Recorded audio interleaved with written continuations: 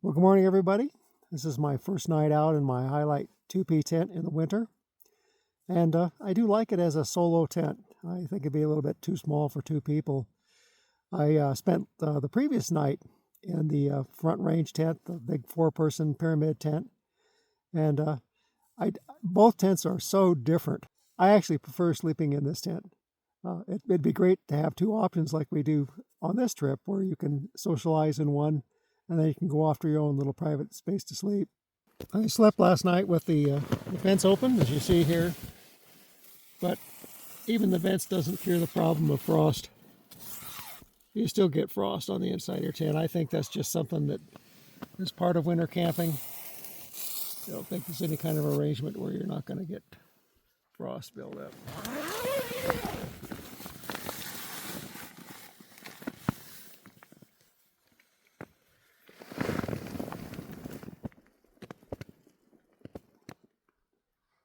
Well, good morning, Tom. What's the temperature? Morning. What's the temperature today? Well, I just took a reading. It's 2 degrees over here on the snow in front of this orange MSR tent. So how's that four-person tent work as a one-person tent? Oh, it's the Four Seasons. It's great. Well, I'll tell you, Tom, what I really like the cocoon approach. This is more my style over here. Yeah. Of course, you can't cook in it, and you can cook outside the tent. Yeah. And you can't socialize. And one of the biggest problems you have in the wintertime is there's so much downtime. There's so much nighttime, and it's great to be able to have a place you can sit up in, and you can have your legs extended out. And the longer you can spend, in a more normal position and not in the recline position, it's just better. Just sit up, relax over food prep, and telling some story. But this looks like a great tent. Or if you can have two tents like this, one for kind of a communal area and then your own little personal sleeping space. Yeah. That's ideal, but yeah, you can only get away with that when you're dragging a sled. Yeah. Well, the hill looks really nice. The light on the hill are really looking good this morning. But the snow is hard and crusty. And south-facing slopes would be treacherous to ski when they're icy like this. We'll give it a chance to warm up a bit.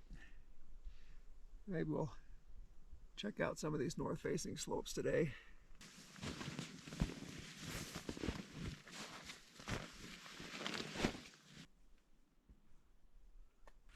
Well, while we wait for the sun to warm and soften the slopes up a little bit, we're playing a little find the beacon game. Yesterday I buried my beacon and Tom had a chance to find it, and this is my term today.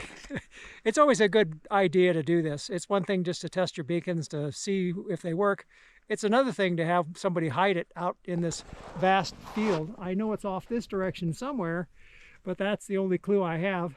And there's multiple ski tracks over there, so it could be anywhere. So the beacon that I have is a Peeps, a DSP, and I don't know if it's a good one or a bad one. It's just the one that I bought many years ago. 53, 59, and 57. Sometimes it wants you to go the opposite direction, so that's not okay. So when that happens,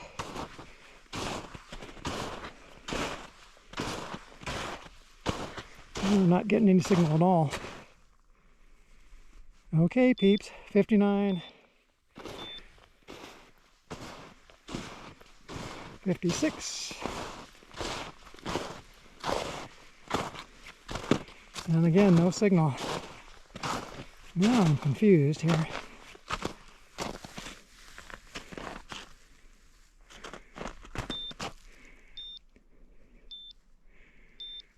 It likes this direction better than the other way.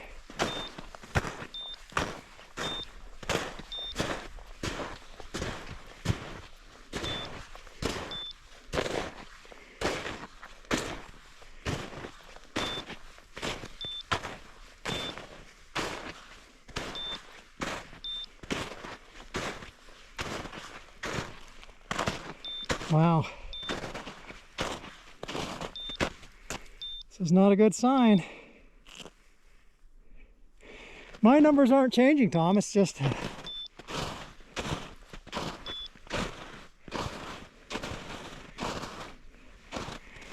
Huh. Okay, I guess I'll have to do a pattern.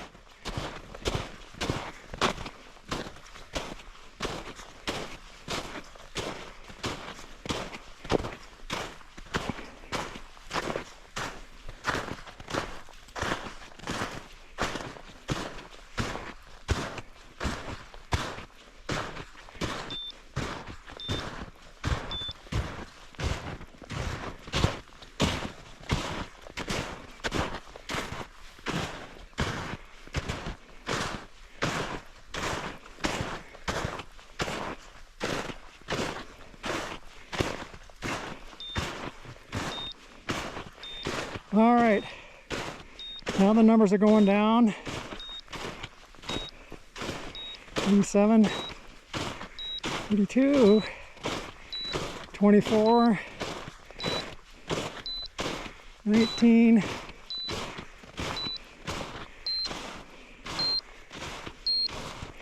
11, 10, 6, 4, 3. Okay, I think we got him right in here somewhere.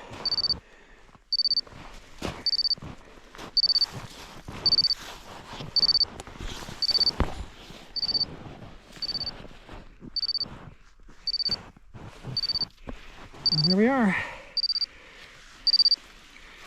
All right, took a little longer than I thought, but one of the things about these receivers are sometimes they'll send you exactly the opposite direction.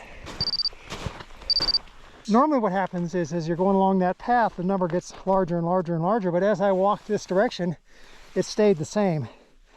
And so then once I lost the signal, I figured I needed to go on a search in a pattern and see if I could delineate it. So I turned around 180, walked back that direction, and it was confusing for a little bit because I was quite a ways away. And but as soon as it honed in on it, it led me right to it. And let me share my experience yesterday. It was bloody frustrating at the beginning. Yeah. It was sending me in circles. Yeah. And I couldn't get my bearing on the beacon. Right. And I didn't realize the beginning would be the hardest part. Mm-hmm. Once you're on the signal, you're getting closer all the time. Well, yeah, once you're actually moving towards the signal, it's pretty good. It's trying to find the exact location. Yeah. And yeah, but I didn't realize how confusing it would be. Yeah, and I think the lesson is start marching, do a perpendicular, just get onto the signal as fast as you can. Because if you were in an avalanche, you know you're either going to be either above or below the person. Yeah. And there's a good chance that you'll know which direction to head, either down or up. Yeah, the general You won't be direction. confused. Of course, it's going to be much more difficult because you're going to be on skis and the terrains are going to be steep, and then mentally you're going to be all messed up in the head. If you haven't actually done a test like this, where somebody actually hides the beacon in an area where you just can't follow somebody's tracks and dig it out of a hole, it's good practice. I laid a lot of decoys, by the way. Yeah, I was looking at, I saw several of them, and I thought for sure, because you can see where somebody might have put them. I laid half a dozen decoys and I didn't get fooled by those. This one was pretty good. It went right, and when I could see where the snow was disturbed on your ski track, that's where I looked. And I just scuffed around my feet and I found it. And so I'm pretty happy with that. I would definitely do this again. It's a useful exercise. Yeah, for sure. 10:30 in the morning. One of the crazy things about spring skiing is the snow conditions can vary so much between the shade and the sun. Just to give you an example here, let's measure the temperature here. Basically 7 degrees here in the shade. Let's just walk out here, see what the temperature differences is.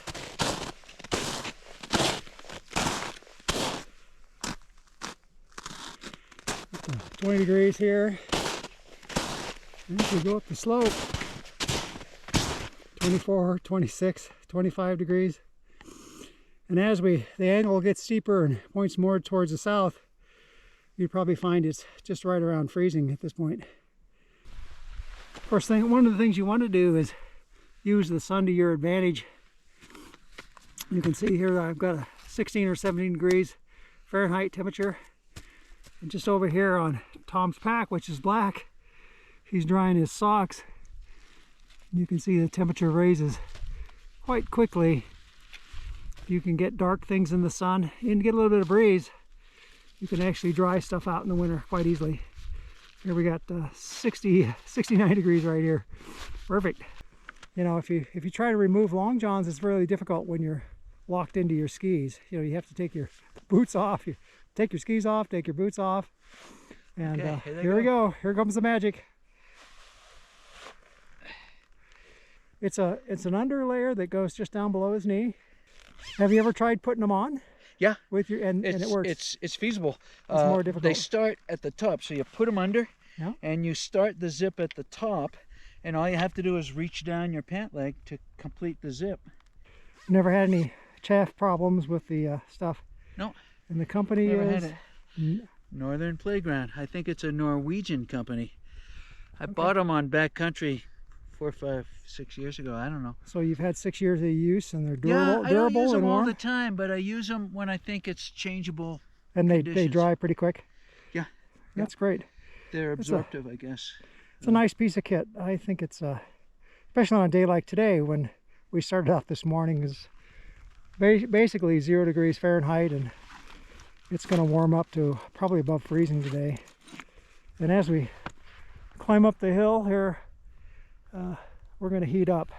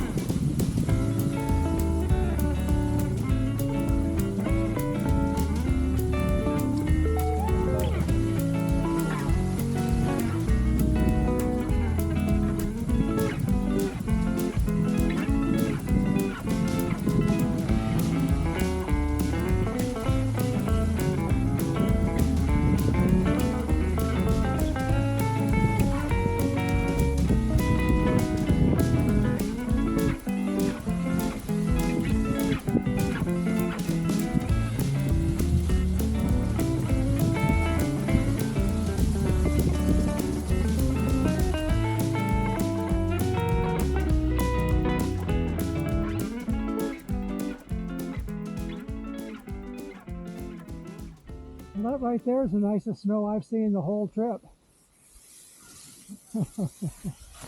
Some of this stuff is perfect. Very nice. Some of it's a little crusted. And I really think I need plastic boots so I can get the angulation just right. And do you have your heel doesn't lock down? No, there's no locking. Yeah, because the heel locking in helps you a lot turning that edge. I bet it does, but I have to learn to ski all over again. You know? Yep. I don't think that's in the cards for me.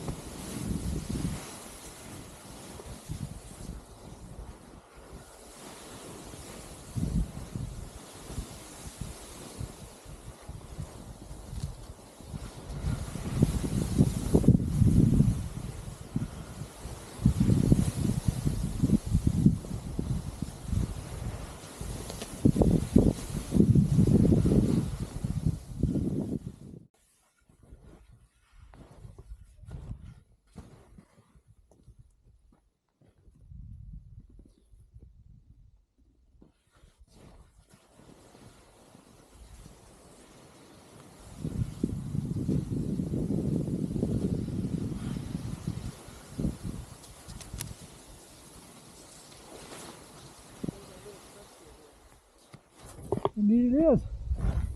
That's a pretty nice tree there, that little pocket. That was the most perfect patch up there. You're turning real well, Tom. You got them telemark turns down.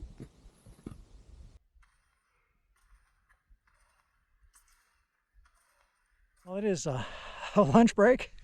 I've got a real treat here. Tom H, he's one of these gourmet backcountry cooks.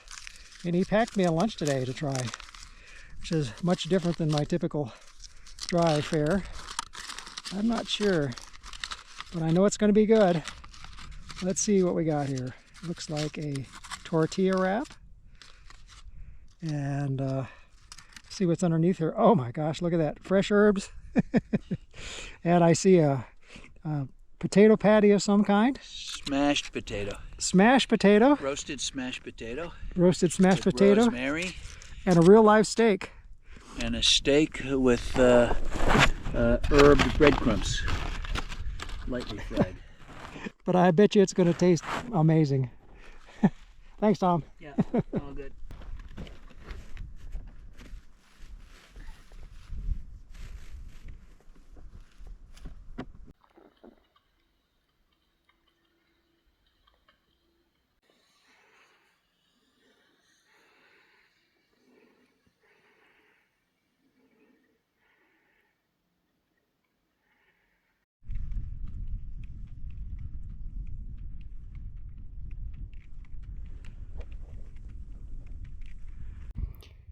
Well, I hope you enjoyed this video. If you have, be like Shadow Man and give me a thumbs up. Until next time, be safe, be kind, and be sure to have fun.